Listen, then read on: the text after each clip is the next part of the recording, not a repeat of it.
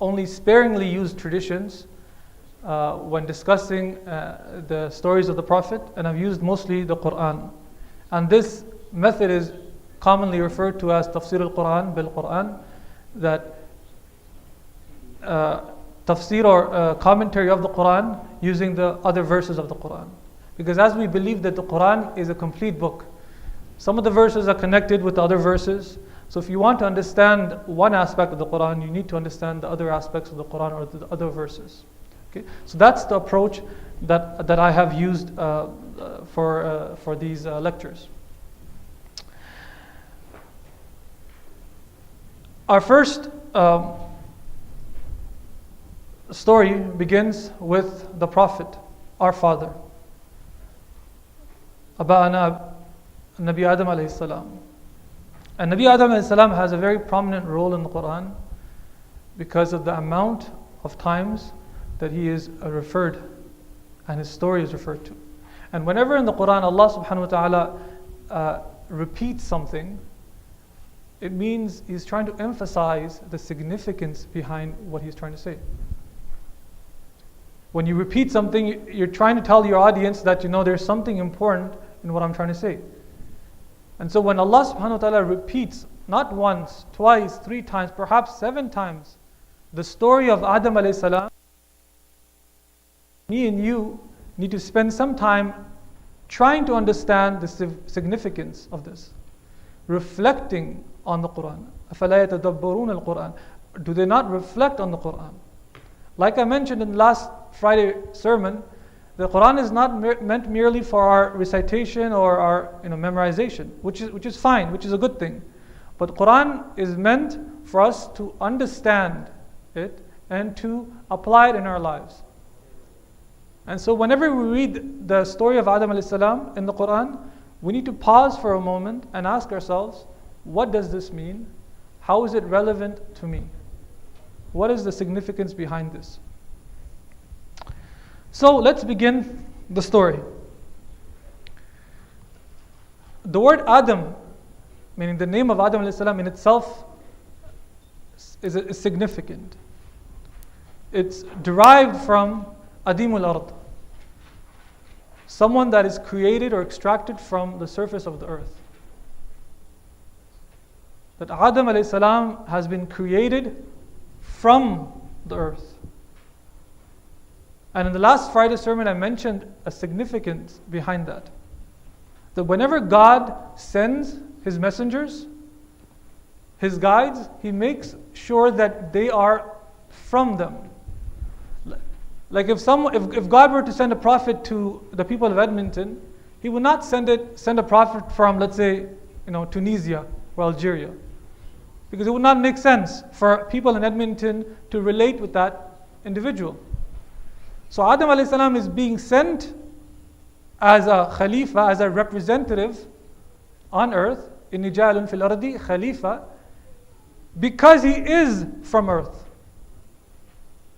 Because the people cannot interact, cannot relate with, had God sent, for example, the angels. So Allah says, I'm creating a Khalifa, a representative, a vicegerent on earth. One of the reasons is that he is from earth. And his very name signifies that. Adimul Ard.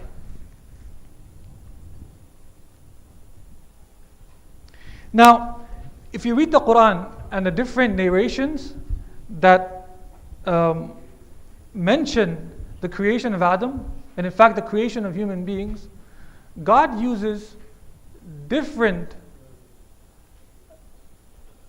adjectives and different substances.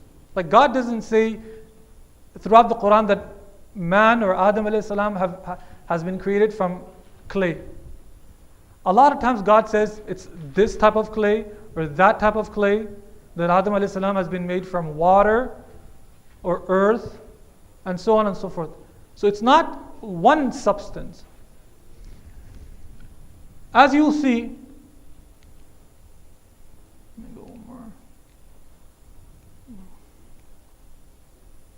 Okay, so I have extracted 7 stages of creation of Adam alayhi salam.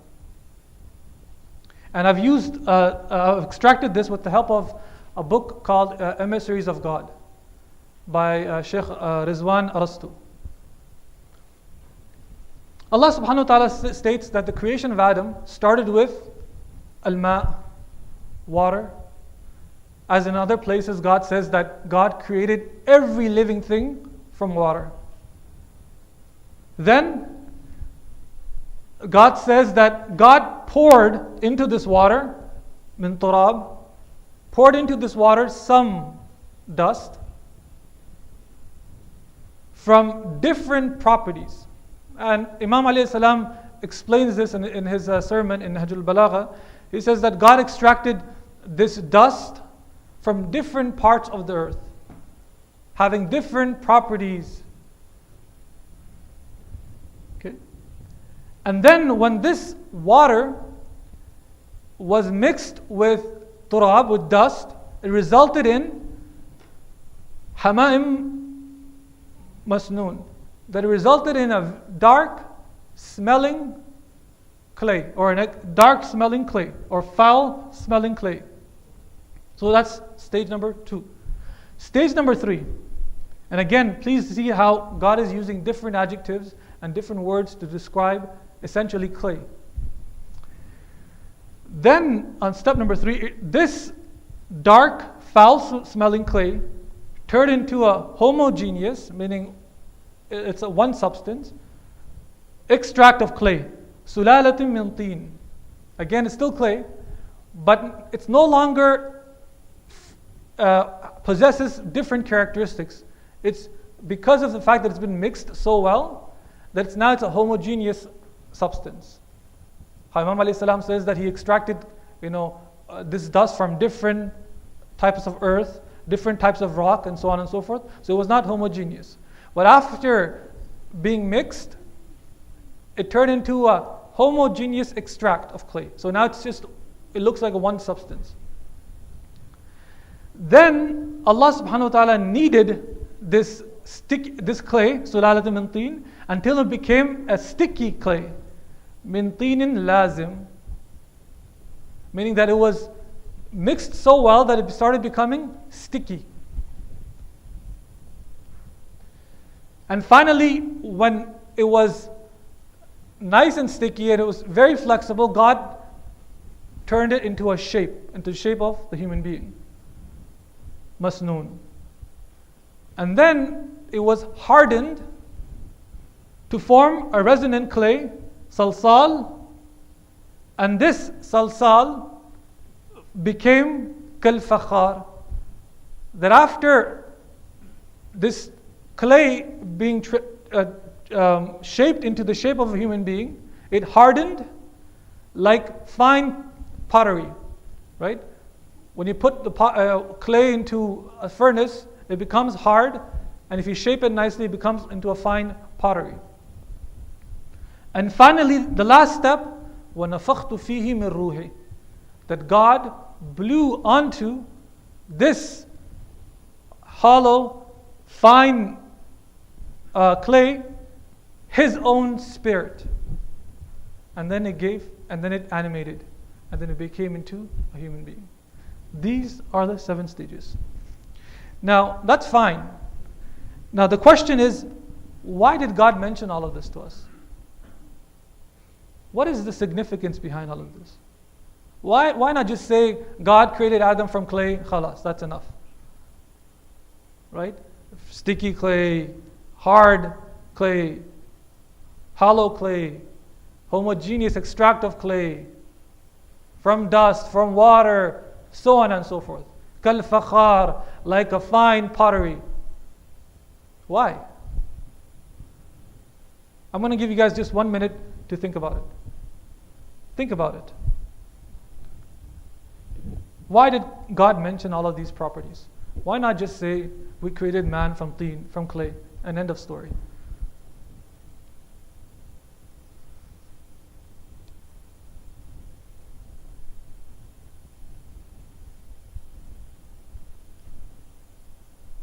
Because remember, God only repeats something or says something in a different way for you and me to reflect upon. What's the significance behind that? And I don't claim to know the significance behind that. You sure?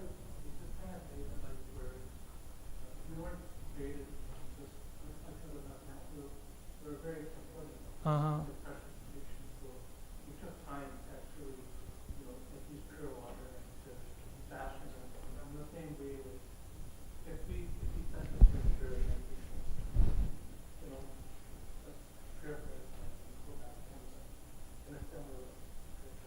Excellent point, yeah. I could see that. Yeah. But this is why it's so important for us to reflect on the Qur'an. I'm not saying that you reflect on the Qur'an for half an hour and then you understand it all. Perhaps it could cause more confusion, it could give you more questions. Right? But the very process of reflecting on the Qur'an is very blessed. And you'll start to see Qur'an in a different light. And it's very, very, very important. It's been emphasized in the Qur'an itself and also in the hadith on reflection about the Qur'an. A lot of times, unfortunately, we are taught to believe, or we believe ourselves, that the Qur'an is meant for the scholars, for the mu'ammamin. It's not for us layman. We just read Surah Yasin, wal Qur'an al-Hakim every Thursday. That's our job. Our job is not to understand the Qur'an. That's for the scholars to do it. But has the Qur'an been sent for the scholars or for us? For us, right? It's not sent for the scholars. It's not sent for people in the 8th, 7th century. It's sent for us just as it's been sent to the scholars, to the people that were living in the 8th, 7th century. Right? So it's our book. It's my book, actually. And I need to think about it. I need to reflect on it. I need to give it its proper time. Okay? So I don't claim, honestly, to know what the answer behind this is. And it'd be quite foolish for me to claim otherwise. Yes? Looking at what he mentioned in the Quran, this is beautiful. But if you look at a different perspective with us human beings and you see what he mentioned, you can see that he started with pure water, he ended up with pulse, then he played. You can reflect it to your life. Sometimes you start something. Very good. Yeah. The results might not be great. Yeah. Yeah, very good. Put your faith in there, put your belief in there, and you will get something good. Yeah, very good, excellent. So yes, this could be also looked at it in that way. I tried to find some commentaries that shed light upon this. Unfortunately, I couldn't find it. Perhaps I need to do a little bit more extensive search on it. But I was thinking about it one afternoon, and this is my take. And so I'm saying perhaps. Right? I'm not giving a definitive interpretation. I'm saying perhaps from the way I understand it, my limited scope of understanding. There's no pointer in this thing? Is there a pointer? There it is. Wow. Oops. Sure. Maybe also for us, sometimes we just heard, or read in the Quran that we were created from clay. We might feel like we're not important and we're not. The clay is like something dirty, sure. Muddy, but when you have more details about it, showing how much work and effort you put into it, you make it like something really special. Sure. And all that stuff. It makes us feel important, makes us feel loved. Maybe that's also. Yeah, I mean, in fact, when Iblis refused to bow to Adam alayhi salam, God says, are you refusing, I'm paraphrasing, God is saying, are you refusing to bow to someone I've created, biyadi, with my two hands? God doesn't have hands, does he? Right? But God is saying, I've created Adam alayhi salam with my two hands. Meaning, God has created man, me and you, from his two hands. When you say, for example, sometimes your mother would say, I've raised you with my two hands. Doesn't mean literally, but signifying how precious that being is. That how precious Adam alayhi salam is in the eyes of God. That I've created him with my two hands. So why are you refusing? Why are you being arrogant and not bowing yourself down to Adam alayhi salam? With my two hands. So perhaps one way of looking at it is this. When we are created, me and you, we come into this world. We come into this world and we are pure. Like water, pure water. When we are kids, we have no idea what sin is, what haram is, what evil is. We are pure beings, just like pure water. But then what happens? As we grow older, as we become mature, we come across evil, we come across foul things, and then we become mixed. Our purity is mixed with these foul things that are found on earth. And so we become hamam masnoon. We become dark, foul-smelling clay. And then this dark, foul-smelling clay, if we don't work on ourselves to try to get rid of it, these dark things, then perhaps we'll be worse than animals. But if we purify ourselves to remove the different evil things, and we become like a smooth extract, homogeneous extract, possessing only good qualities in us, and become flexible. And this test becomes harder and harder as we go in our lives, until, with the help of God, we become firm like dried clay. And then God makes this dried clay kal fakhar, like fine pottery, beautiful, firm, that doesn't break. And finally, when we've reached that station, that we are firm in our faith, firm in our goodness, God, وَنَفَخْتُ فِيهِ مِن رُوحِهِ, God blows His Spirit onto us. And perhaps this is the stage that people become prophets or imams and so on and so forth. That after they've gone through all of that descent, they're able to ascend towards Allah subhanahu wa ta'ala. And God says, I have blown onto him my spirit. What that spirit is, I don't know. But it signifies something much more deeper. Any question? Something for all of us to think about. Perhaps when you go home, reflect on this. Why has God mentioned us, the stage of creation, in so many different ways?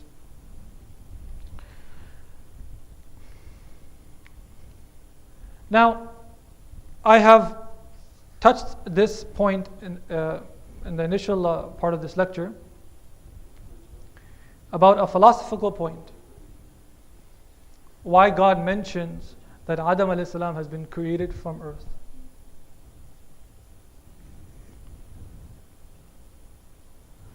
Now, throughout the life of the prophets, a lot of times their people were quite unaccepting of the messenger, of the prophet.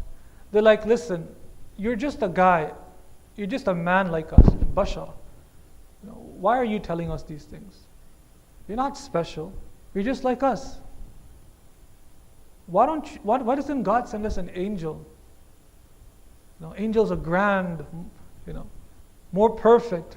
But why is God sending just a man who has to eat just like us, who has to visit the washroom just like us, who sleeps, who dies? We don't want that person as a messenger. We want angels. A lot of times the people used to reject the messenger or the prophet based just on that he was just too regular. They wanted something extraordinary. And you will see this trend in the Qur'an, that whenever God sends a prophet or a messenger or an imam or a guide, He ensures that that person is from among his own people. Does not send a stranger. Does not send a person from a different planet. He sends a person who is amongst them, because the people will recognize him, will know his past, will know who he is. And that person will know the situation of the people, the potential solutions. And so God says, رَسُولًا مِّنْهُمْ, a prophet from among them. رَسُولًا مِّنْ أَنفُسِهِمْ, a prophet from their own. أَخَاهُمْ صَالِحًا, أَخَاهُمْ هُدًى, أَخَاهُمْ شُعَيْبًا. We have sent Shu'aib, Jethro, to his own people because he is their brother. We have sent Saleh to his own people, their brother. Meaning Saleh is the brother of the people that he's going to. We have sent Hud, their brother. And like I said, the angels used to say, well, no, we want angels to come. We don't want human beings, we want angels. And what did God reply? God says, listen, and I'm paraphrasing, if there were angels inhabiting earth, then yes, we would have sent angels. But because human beings are inhabiting the earth, it's more fitting, it's more appropriate to send human beings. How can the angels understand our perspectives? How can outsiders understand our perspectives? How can someone, let's say from Karachi, Pakistan, for example, who's lived all of his life in Karachi, Pakistan, or Mumbai, or wherever, how can that person understand us people in Edmonton? It's difficult. Perhaps it's impossible. So what's the significance of God mentioning that God is sending Adam alayhi salam as his representative, and Adam is from earth? He didn't send angels. God is saying that we have sent Saleh, Nuh, and the other prophets from among themselves, who are their brothers. What does that mean for me and you? What is the significance behind that? If we want change to happen in, let's say, Edmonton, then people within ourselves need to take charge. Because only we understand our situation. We understand our situation better than people outside of Edmonton. So we need to invest in our people more than invest in others. I'm not saying that, let's say, the scholars that are living in Iran or Iraq don't understand unequivocally our situation. But who understands us better than us? Shouldn't our scholars be from our own? They understand our predicaments, our challenges better than those that are outside of Edmonton. So what this means is that our leaders, our agents of change, they need to come from within. We can't expect outsiders to come and change us. We need to find it within ourselves. We need to find people who have good potential for leadership, for them to take charge and for them to guide us. That's the significance of why God is emphasizing that we have sent this prophet from among their own people. We have sent Adam alayhi salam to earth because he is from the earth.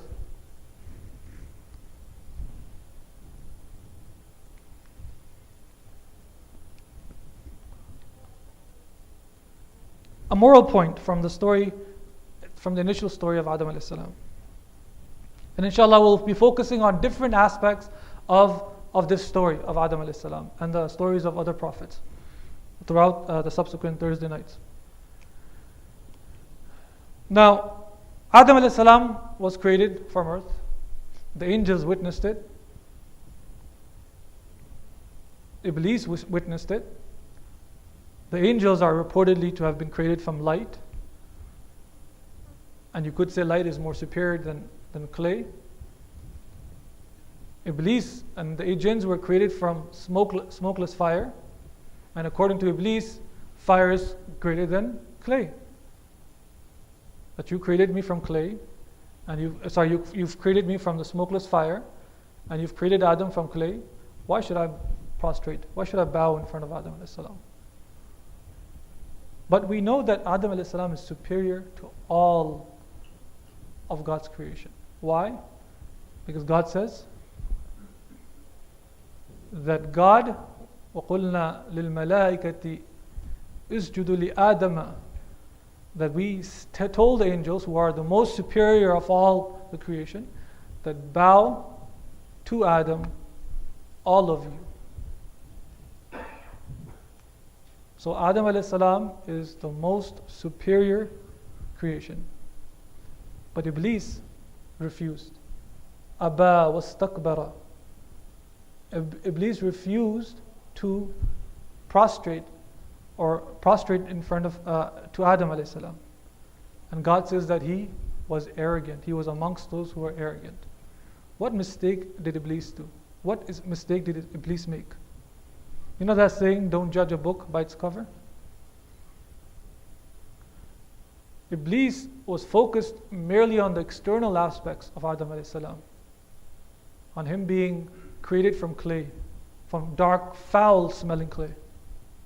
But he forgot the potential within Adam alayhi salam. Every time Allah subhanahu wa ta'ala says, why didn't you prostrate to Adam? He says, you've created me from smokeless fire, and you've created Adam from clay. How can I prostrate? He never thinks about the inherent potential of Adam alayhi salam. What's inside, not what's outside. And again, what's the significance for both me and you, for all of us? To not judge a book by its cover. A lot of times, some of us happen to be shorter than others. Some of us happen to be less handsome than others. Some of us happen to be born into rich families or poor families. Some of us have been given certain talents than others. But what matters is what's inside, not what's outside of that person. And that is the mistake that Iblis made. That he judged Adam solely based on the substance in which Adam alayhi salam was created. In fact, it is said that Iblis is the first person to discriminate or to be racist. Interesting, isn't it? Because Iblis says, you have created me from smokeless fire, meaning this white substance, and you are telling me to prostrate myself in front of Adam, who has been created from a dark-smelling, foul-smelling substance. How can I prostrate myself in front of him? In fact, that's what racism and discrimination is all, right? A person sufficing himself or herself based on external appearance, not what is inside that person, the potential that is inside that person. Sallallahu ala Muhammadin wa ali Muhammad.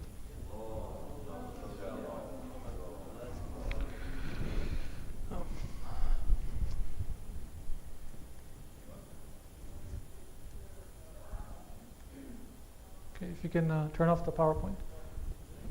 So, the last few minutes, I'd like to spend the time in Masaib of Sayyidah Fatima al-Zahra alayhi salam.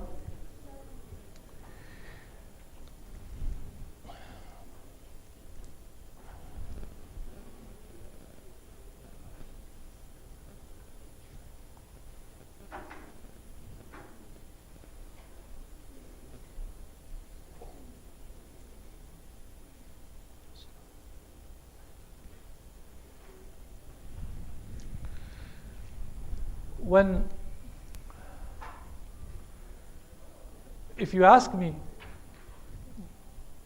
about Lady Zahra alayhi salam,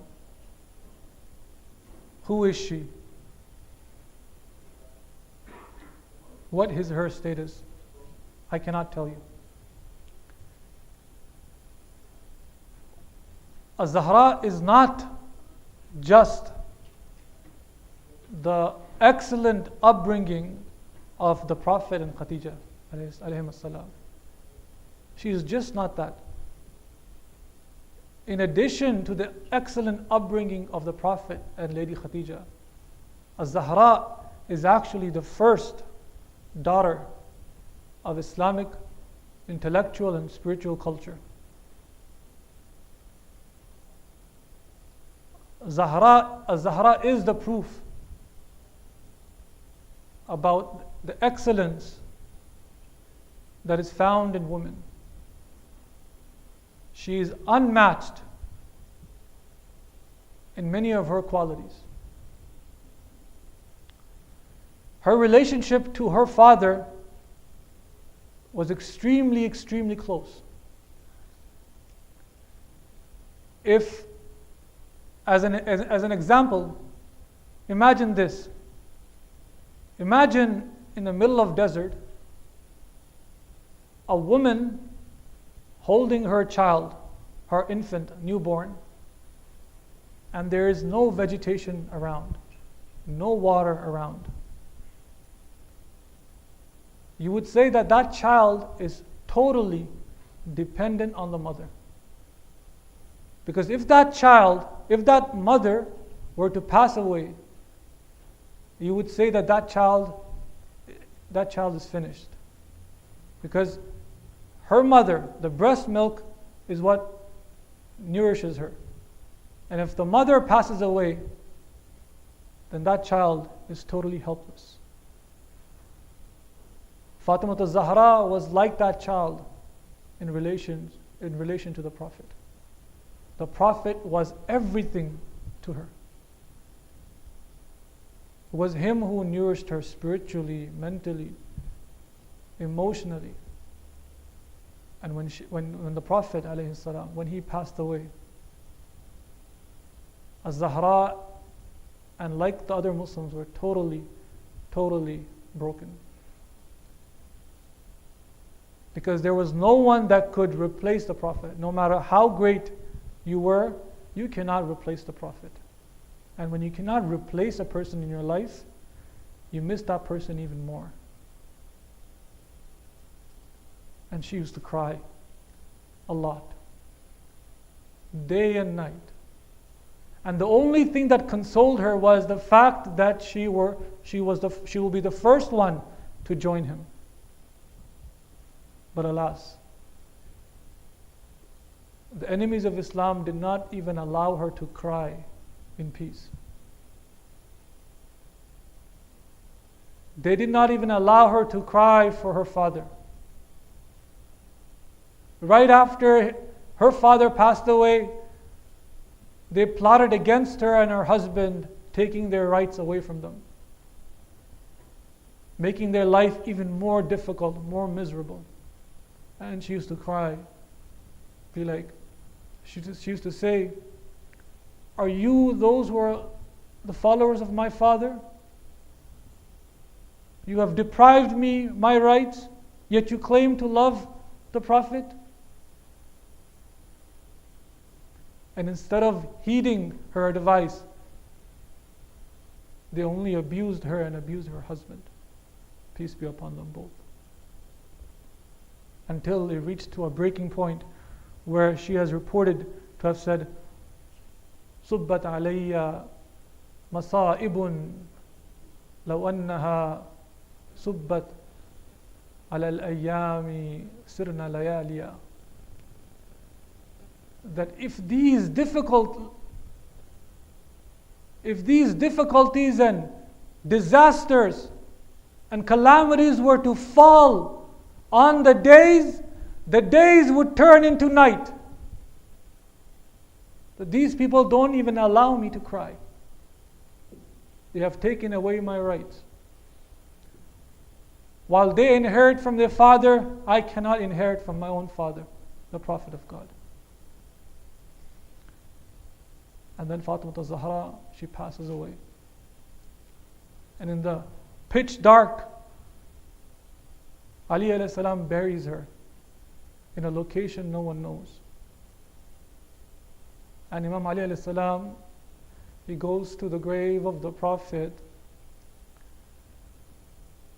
He goes to the grave of the Prophet after burying his daughter. And perhaps he tells to the Prophet, "Ya Rasulullah, I have just returned your amana back to you. I have returned your trust that you entrusted me with. O Prophet of God, you will notice that when you gave me your daughter, that her face was smiling and gleeful, and she was full of joy. But today that I return your daughter back to you, you will notice that there are bruises on her face. you will notice that her ribs have been broken. Ya Rasulullah, please don't ask me why. Don't ask me how it all happened. Ask your own daughter. She will tell herself what your ummah have done. Perhaps your ummah have forgotten your saying that Fatima bid'atu, Fatima is part of me, that whomsoever hurts Fatima has hurt me, and whomsoever has made Fatima happy has made me happy. Sallallahu alayki ya Fatima, ayyatuha al-mazluma, al-shahida, salamullahi alaykum wa rahmatullahi wa barakatuh.